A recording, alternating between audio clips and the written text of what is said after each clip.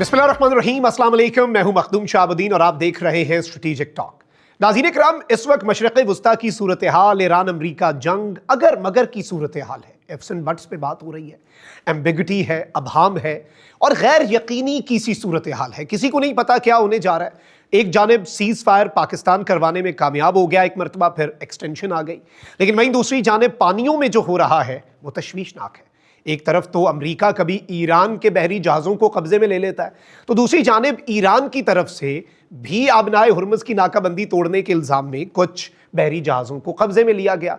अब जो समंदर में हो रहा है, बेशक सीज फायर अपनी जगह पर कायम है, लेकिन बड़ी ही तशवीशनाक सूरत हाल है, क्योंकि कोई भी मिसकैलकुलेशन, कोई भी ऊंच नीच एक ऑल आउट वॉर जो है उसका बाइस बन सकती है। इस सब में प्रैक्टिकल सोल्यूशन क्या होगा? बहुत से सवालात हैं कि पाकिस्तान जो पीस प्रोसेस करवाना चाह रहा है, उस पीस प्रोसेस के और उस पीस डील के खदो खाल क्या होंगे, ये भी एक अहम नुक्ता है। इसी सब पर बात करने के लिए हमें ईरान से ज्वाइन किया है सीनियर साफी और तज्जियाकार जॉन हुसैन साहब ने। जॉन साहब, thank you very much for your time. सबसे पहले तो इस वक्त एक इफ्स एंड बट्स की सूरत हाल है, अगर मगर है, एम्बिग्विटी है, अनसर्टेनिटी है और बहुत से दावे हैं। इस सब में ईरान की अगर हम बात करें, अमेरिका का तो सब कुछ हमारे सामने है कि डोनाल्ड ट्रंप एक इंतहाई नाकाबिले एतमाद शख्सियत हैं और एक कन्वेंशनल सियासतदान भी नहीं है, अपनी मर्जी की स्टेटमेंट्स देते हैं। बट अगर ईरान की बात की जाए तो ईरान के हवाले से ये कहा जा रहा है कि ईरान के अंदर जो गवर्नमेंट है और जो IRGC है, they are not on one page. तो इस एक चीज में, इस एक बयानिए में कितनी हकीकत है? मखदूम साहब, बहुत बहुत शुक्रिया। वालेकुम सलाम। आपने मुझे बुलाया, उसका मैं मशकूर हूँ। देखिए, ये जो बयानिया है वो प्राइमरीली यूनाइटेड स्टेट्स और इसराइल की तरफ से जो चलाया जा रहा है, जो बढ़ाया जा रहा है। अगर यहाँ पे फैक्ट्स ऑन ग्राउंड देखें और ऑब्जेक्टिवली भी अगर एनालाइज करें तो ऐसी कोई भी चीज़ नज़र नहीं आती ईरान के अंदर कि फॉर एग्जांपल IRGC या हुकूमत के बीच में डिवाइड हो। बिल्कुल नज़रियाती इख्तिलाफ, प्रिंसिपलिस्ट जो कि उसूल पसंद हैं और रिफॉर्मिस्ट जो कि इस्लाह पसंद हैं, उनके अंदर आपको डिवाइड जरूर नजर आता है। जहां पे कालीबाफ साहब जो है वो प्रिंसिपलिस्ट हैं, अरागची साहब रिफॉर्मिस्ट हैं, रजाई साहब फॉर एग्जांपल जो नेशनल सिक्योरिटी कमीशन के चीफ हैं, उन्होंने कहा कि हमें नेगोशिएट नहीं करना चाहिए। तो पॉलिटिशियंस आपस में ये डिस्कोर्स जो है वो करते हैं। लेकिन IRGC अगर इसके अंदर ऑन बोर्ड नहीं होती या IRGC कंट्रोल कर रही होती तो हमें नजर आता कि ये सीज फायर होती ही नहीं इन द फर्स्ट प्लेस। क्योंकि IRGC तो चाहती ही नहीं थी कि ना जंगबंदी हो, ना वो बात करना चाहते थे। IRGC का जो ऑफिशियल्स के अगर आप स्टेटमेंट्स देखें और नजर आता है उसमें कि दे डू नॉट वांट, मतलब उनको नहीं है ख्वाहिश कि अमेरिका और इसराइल के खिलाफ कोई भी जो है वो लीनियंसी ईरान दिखाए। भले ईरान का जितना भी नुकसान हो उसके अंदर वो अलग अलग डिबेट है, लेकिन इनका मानना यह है कि कॉम्प्रोमाइज नहीं करना चाहिए। एक पोजीशन ऑफ वीकनेस में अगर ईरान आ गया तो उस वक्त अमेरिका अपने और मजबूती से अपने आप को कलेक्ट करके दोबारा री करके दोबारा हमला करेगा। तो IRGC का तो कहना उल्टा ये होता है कि यहाँ पे नेगोशिएशंस का सिर्फ बहाना है अमेरिका की तरफ से, और मिलिट्री बिल्डअप करके एक और अटैक अमेरिका करने की कोशिश कर रहा है। तो आई डोंट थिंक कोई फर्क है, और ना ऐसा फर्क नजर आता है। स्टेटमेंट्स भी कंसिस्टेंट नजर आते हैं। मिलिट्री की जो डिमांड्स हैं वो पॉलिटिकल लीडरशिप की भी वही डिमांड्स होती हैं, अलग तरीके से एक्सप्रेस होती हैं बहरहाल, क्योंकि मिलिट्री जो है वो उसका काम ही ताकत का काम है और सियासतदानों का काम ही सॉफ्ट और उसको एब्जॉर्ब करना है। तो मेरे ख्याल में यहाँ पे ऐसा कोई चीज नजर नहीं आ रही अभी तक। मुझे नहीं समझ में आता कि ये बयानिया किस तरीके से, किस बेसिस के ऊपर, किन फैक्ट्स के ऊपर दिया जाता है कि फॉर एग्जांपल कोई डिवाइड है ईरान के अंदर। सही है। अच्छा, अब इसमें अगर देखा जाए तो एक तो अमेरिका का नेवल ब्लॉकेड है और ईरान उस पर एक असूली मौक़िफ़ अपनाता है कि आप हमसे ये कैसे एक्सपेक्ट कर सकते हैं कि हम आबनाए हुर्मुज़ खोल दें, हम दुनिया भर के तमाम तर बहरी जहाज़ों को कन्वीनियंटली इधर से क्रॉस होने दें, लेकिन अमेरिका हमारा एक ब्लॉकेड जारी रखे और अमेरिका तो हमारा कोई भी बहरी जहाज़ किसी भी बंदरगाह पे ना आने दे ना जाने दे। ये एक अलग बात है कि अमेरिका के ब्लॉकेड को ब्लूमबर्ग के मुताबिक 34 ईरान के वेसल्स जो हैं वो तोड़ चुकी हैं। लेकिन इस एक ब्लॉकेड के इशू की भी बात की करेंगे हम, लेकिन इसके अलावा ईरान के क्या वो इश्यूज हैं जो डेडलॉक कायम कर रहे हैं? यानी चाहे वो यूरेनियम की बात करते हैं या स्ट्रेट ऑफ हुर्मुज़ के फ्यूचर की अगर हम बात करें, तो ईरान के प्रिंसिपल जो एक स्टांस है उसमें इश्यूज और एक डिसएग्रीमेंट या हम कहें कि डाइवर्जेंस किस इशू पे आ रही है इस वक्त?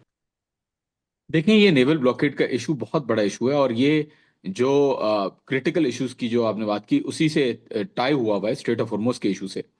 बात सारी ये है कि नेवल ब्लॉकेड के दौरान अगर ईरान मुज़ाकरात पे आता है तो ईरान का खदशा ये है कि अगर मुज़ाकरात इनकी इनकी तर्ज पे नहीं चले, क्योंकि जेडी वैंस भी आपको याद होगा कि आखिरी टाइम के ऊपर जब कॉलें आई, आखिरी घंटे के अंदर जब कॉलें आई व्हाइट हाउस से या जहां से भी आई, तो उन्होंने अपनी जो है वो डिमांड्स बदल दी, उन्होंने गोल पोस्ट शिफ्ट कर दी और एकदम से मुज़ाकरात को वो छोड़ के गुस्से में चले गए। जबकि ईरानी वक्त तो वेट कर रहा था कि शायद दूसरा राउंड अगले दिन होगा।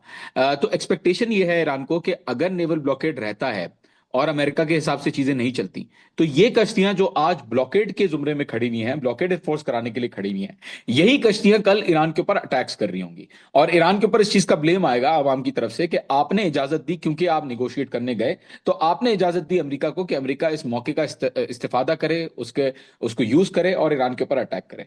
तो ये एक बहुत बड़ा एक एक मसला है, क्योंकि ईरान ने सोचा था कि हम स्ट्रेट ऑफ हॉर्मुज खोल देंगे तो अमेरिका जो है वो नेवल ब्लॉकेड हटा देगा, लेकिन बहरहाल ऐसा नहीं हुआ।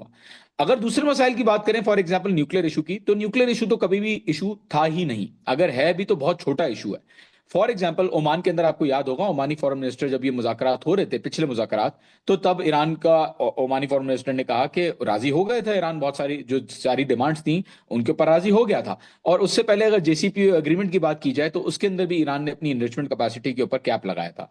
तो न्यूक्लियर इशू तभी रिजॉल्व होगा जब ये स्टेट ऑफ हॉर्मुज का इशू रिजॉल्व होगा, और इसके अंदर रिजॉल्व होने का कोई चांस मुझे नजर नहीं आता, क्योंकि यूनाइटेड स्टेट्स बहरहाल चाहता है कि वो मिलकर ईरान के साथ कंट्रोल करे स्टेट ऑफ हॉर्मुज को, और यही असल वजह है जिसकी वजह से डिसएग्रीमेंट हो रहा है ईरान और अमेरिका के बीच में।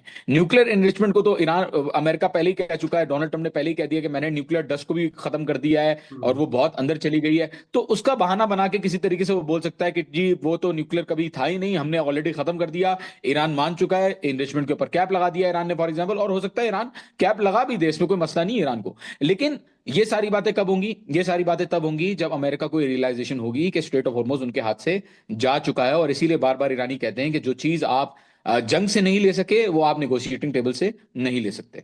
ठीक हो गया। अच्छा, जो बरतानिया में 30 मुल्क इकट्ठे हो रहे हैं, आबनाए हुर्मुज़ के हवाले से डिस्कशंस होंगी, जो डिफेंस रिलेटेड उनके लोग हैं, उसे ईरान किस तरह से देखता है, वो क्या करने जा रहे हैं? देखें, बहुत सारे यूरोपियन ममालिक और ईयू की जो कमीशन है उसकी तरफ से भी बयान आया, और बड़े लीगल एक्सपर्ट्स जो है वो बड़ी राय दे रहे हैं कि लीगैलिटीज क्या हैं और किस तरीके से चलना चाहिए, किस तरीके से होना चाहिए दुनिया के अंदर। ईरान को अफसोस इस बात का है कि ये ममालिक तब क्यों नहीं आए जब गाजा के ऊपर इसराइल जारियत और बमबारी कर रहा था, जब 1 लाख के करीब लोगों को, मासूम जानों को उन्होंने वहां पे बर्बरियत के साथ केमिकल वेपन्स की तौर पे, जैसे देखा जाता है फॉस्फोरस एक गैस होती है, वो उस टाइप का एक जो है इंस्ट्रूमेंट यूज करके किस तरीके से अवाम को वहां पे मारा गया और किस तरीके से शहीद किया गया लोगों को। तो ईरान को ये बुरा लगता है कि क्यों आलमी दुनिया जो आज ईरान के ऊपर सवालात उठाने की कोशिश कर रही है या स्टेट ऑफ हॉर्मुज को कंट्रोल करने की कोशिश में है, जबकि ईरान का राइट है, ईरान के हिसाब से ईरान का राइट है, 12 नॉटिकल माइल्स में ईरान की बाउंड्री आती है और ओमान की बाउंड्री आती है, और United Nations charter of the law of the seas में ये 12 नॉटिकल माइल का एरिया जो है वो मुशख्खस हुआ है, और वैसे भी यूएनसीओएलएस ईरान ने रेटिफाई नहीं किया हुआ। तो ईरान हुर्मुज, हुर्मुज तो नाम ही ईरानी है। तो बहरहाल ईरान कहता है कि उसका राइट है, दुनिया जो कर रही है, पहले भी देख चुके हैं कि ट्रंप को सबने मना कर दिया, ट्रंप को कह दिया कि जी हम नहीं आ सकते, फ्रांस ने मना कर दिया, यूके ने मना कर दिया, ट्रंप तो Australia, Taiwan, south Korea, Japan, Trump तो इन सब लोगों को भी आज बुरा भला कह रहा है कि आप क्यों नहीं आए मेरे लिए। तो यहाँ पे अगर होता भी है कल को कुछ, तो सबसे बड़ा कंसर्न ये है कि बाबल मंदब चौक हो जाएगा। अगर आलमी दुनिया आती है स्ट्रेट ऑफ हॉर्मुज के ऊपर जबरदस्ती कंट्रोल छुड़वाने के लिए, तो मेरे ख्याल में बाबल मंदब की साइड से हूती, जो 2 साल के लिए बंद कर चुके थे बाबल मंदब को अमेरिकन और इजरायली जहाजों के लिए, वो दोबारा जो है वो बाबल मंदब को बंद कर सकते हैं, ना सिर्फ अमेरिकन या इजरायलियों के लिए बल्कि सबके लिए। अच्छा जॉन साहब, एक और बड़ी इंपॉर्टेंट चीज़ है कि पाकिस्तान, जारी बात है, अपने मीडिएशन एफर्ट्स कर रहा है, और इस वक्त सिर्फ पाकिस्तान ही है जो ये एफर्ट्स कर रहा है।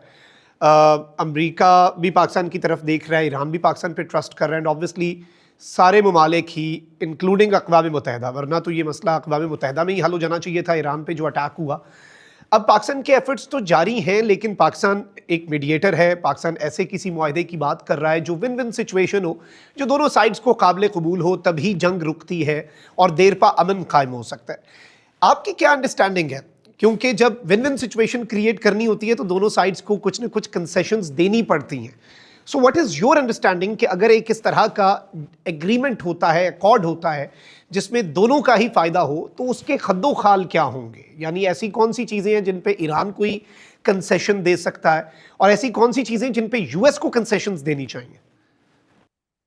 जी मखदूम साहब, बिल्कुल। पाकिस्तान ने तो एक तारीखी काम किया कि उसने मुज़ाकरात के अमल को ना सिर्फ स्टार्ट किया, बल्कि दो फरीकैन को बिठाना एक साथ, जो इतनी देर से दुश्मनी में हो, ये बाय इटसेल्फ कामयाबी है। देखिए, मीडिएटर का काम होता है दोनों पार्टीज को सामने लेके आना।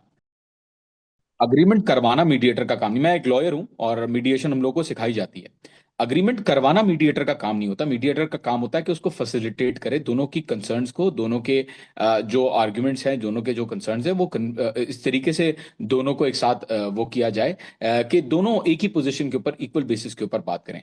अब कंसर्न्स के अंदर मैक्सिमलिस्ट डिमांड्स हो किसी एक पार्टी की, तो वो पाकिस्तान, फॉर एग्जाम्पल अगर यूएस की एकदम मैक्सिमलिस्ट डिमांड्स आ गई, तो इसमें पाकिस्तान की तो कोई गलती नहीं है। अगर अमेरिका बेवकूफाना डिमांड्स अगर लेके आ रहा है और ये एक्सपेक्ट कर रहा है कि फॉर एग्जांपल ईरान वो चीजें दे दे जो जंग में नहीं ले सका अमेरिका, तो जाहिर है इसमें कोई पाकिस्तान की गलती नहीं होगी अगर कल को अगर अग्रीमेंट नहीं भी होता, क्योंकि पाकिस्तान ने तो अपना इतिहास में नाम लिखवा लिया है। और देखें, ईरानियों को बहुत जगहों से ऑफर आई थी मखदूम साहब, रशिया, चाइना, ओमान, सबने कहा, पहले तुर्की ने कहा, सबने कहा कि जी आप मुज़ाकरात करें।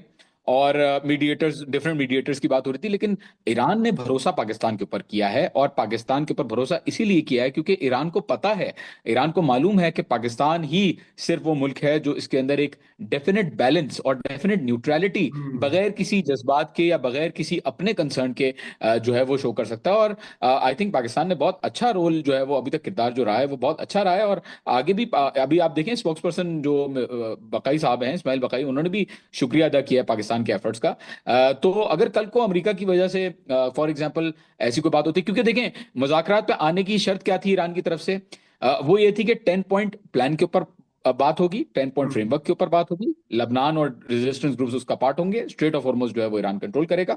और प्री कंडीशन दूसरी भी दी थी। और आपने बाद में देखा डोनाल्ड ट्रंप ने ट्वीट किया, 10 पॉइंट फ्रेमवर्क का भी मेंशन किया, प्राइम मिनिस्टर शहबाज शरीफ ने भी लबनान के बारे में ट्वीट किया, और फिर आपने देखा कि किस तरीके से वहां पे ट्रंप ने जो है वो एकदम यू टर्न ले लिया। तो इसमें पाकिस्तान की तो कोई गलती नहीं है अगर इस तरीके की चीजें हो रही हैं। अमेरिका को पता है कि वो किस अग्रीमेंट के तहत इन मुज़ाकरात के अंदर आए हैं, और ईरान को पता है कि उनको किन चीजों पे कॉम्प्रोमाइज करना है, किन चीजों पे कॉम्प्रोमाइज नहीं करना। मेरे ख्याल में कंसेशंस की अगर बात रहती है तो यहाँ पे जरूर फेस सेविंग दोनों जो अमेरिका के जो और इसराइल के जो कंसर्न्स हैं, फेस सेविंग बिल्कुल अमेरिका को दी जाएगी। लेकिन ये एक्सपेक्ट करना कि ईरान सोचे कि जी वो जीता नहीं है, ईरानी तो सोच रहे हैं कि वो जीत गए हैं। और वो सीज फायर पे आई ही इस चीज के ऊपर, इस तर्ज के ऊपर थे कि 10 पॉइंट जो फ्रेमवर्क है उसके ऊपर काम होगा। तो अगर कल को नहीं भी होता, अमेरिका कोई ऐसी चीज करता है, तो मेरा नहीं ख्याल हमें बुरा लगना चाहिए। मैं भी पाकिस्तानी हूँ। I feel proud of the fact कि हम लोगों ने इतनी माशाल्लाह से इस वक्त जो हमने कामयाबी हासिल की है वो बहुत बड़ी कामयाबी है। आगे एग्रीमेंट होता है नहीं कि होता ये जॉन हमारा साहब, इसमें जब CDF field marshal Asim Munir Iran गए, एक बड़ा तारीखी दौरा था, and it was a surprise for us as well, क्योंकि उस वक्त ईरान में जो एक फ़ज़ा बनाई गई थी कि कुछ भी हो सकता है, और स्ट्राइक्स और ये सब, वो एक वॉर जोन की सी सूरत हाल थी। बट इस दौरे के बाद हमने देखा कि कुछ आर्टिकल्स भी आए। फॉक्स न्यूज़ पे एक आर्टिकल आया जिसमें कहा गया कि भाई आईआरजीसी से तो इनके बहुत अच्छे ताल्लुकात हैं, और जब ये डीजीएमआई थे, डीजीआईएसआई थे, उस वक्त से इनके ताल्लुकात हैं, तो ये एक रेड फ्लैग होना चाहिए यूएस एडमिनिस्ट्रेशन के लिए। बल्कि वो इस बात को इग्नोर कर गए, वो जो आर्टिकल लिखने वाले थे, कि यही ताल्लुकात ही हैं ना जिसकी वजह से आज वो इस पोजीशन में हैं कि दोनों फरीकैन को बिठा लें। तो वो जो एक प्रोपेगेंडा था, जाहिर बात है स्पॉयलर्स हैं, इसराइल तो चाहता ही नहीं कि ये पीस प्रोसेस हो, अब उसकी मजबूरी है कि ट्रंप निकलना चाहता है।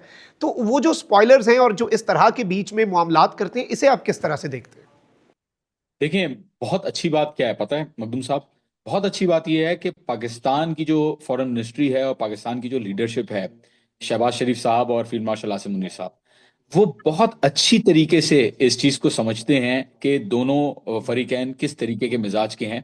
और दोनों, जाहिर सी बात है, ईरान के बारे में तो कोई शक ही नहीं है कि पाकिस्तान के अलावा ईरान को कोई जो है वो नहीं जानता जितना पाकिस्तान जानता है।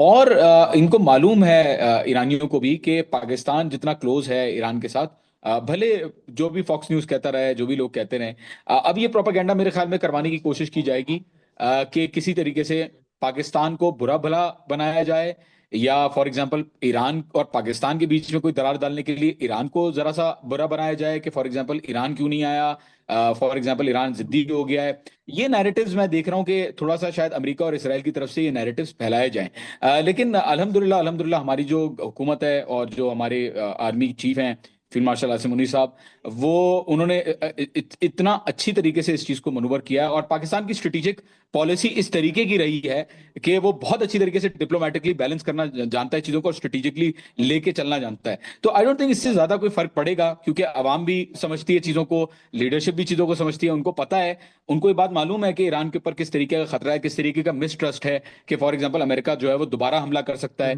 कभी भी हमला हो सकता है। और फील्ड मार्शल आसिम मुनीर साहब का आना during this time it is a big step. और ना सिर्फ वो आए बल्कि उन्होंने तमाम फरीकैन से बात भी की और तमाम को राजी किया कि जी आप सीज फायर जो सॉरी जो स्ट्रेट ऑफ हॉर्मुज है उसको जी आप खोलें। तो आई थिंक एक बड़ी कामयाबी है ये। और मुझे लगता है कि कोशिश की जाएगी दरार डालने की ईरान और पाकिस्तान के बीच में। And let's see what happens. बहुत बहुत शुक्रिया। जॉन हुसैन साहब हमारे साथ मौजूद थे। इसी के साहब मखदूम शहाब को इजाजत। अल्लाह निगहबान। पाकिस्तान जिंदाबाद।